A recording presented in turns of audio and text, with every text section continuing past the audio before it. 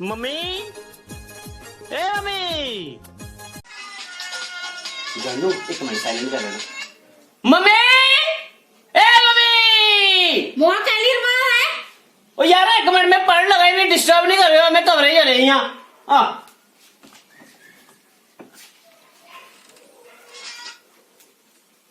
hello हाँ एक minute आइए मैं यार कमरे चाहिए ना रोकना यार एक मिनट बोलो कुछ नहीं यार मम्मी तुझे पता भी है फिर मम्मी का हाँ ਉਹਦੇ ਕੋਲ ਬਚਣਾ ਹੁੰਦਾ ਨਹੀਂ ਉਹ ਯਾਰ ਫਿਰ ਬੋਲਦੀ ਰਹਿੰਦੀ ਯਾਰ ਹਾਂ ਯਾਰ ਮੈਂ ਆਖਿਆ ਨਾ ਜੀ ਸਮਝਿਆ ਕਰਨਾ ਯਾਰ ਤੂੰ ਫਿਰ ਗੱਲ ਨਹੀਂ ਨਾ ਸਮਝਦੀ ਮੈਂ ਤਾਂ ਗੁੱਸੇ ਚੜਦਾ ਯਾਰ ਮਿਲ ਗਏ ਨਾ ਯਾਰ ਆਈ ਲਵ ਯੂ मोह ये क्या करा ਹਾਂ हैं ਕੁਛ ਨਹੀਂ क्या करा ਕੁਛ नहीं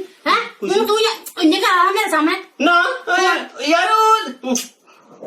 दाढ़ का हिड़ दी मेरी अच्छा वो फंसी रहा कैसे उठी रहा था नहीं अच्छा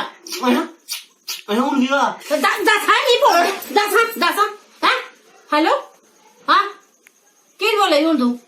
हैं यह कुड़ी का फोन आएगा नहीं है कुड़ी और कौन है कुड़ी नहीं है मम्मी हाँ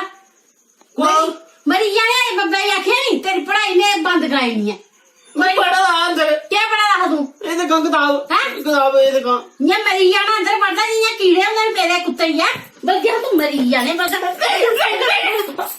मरी जाने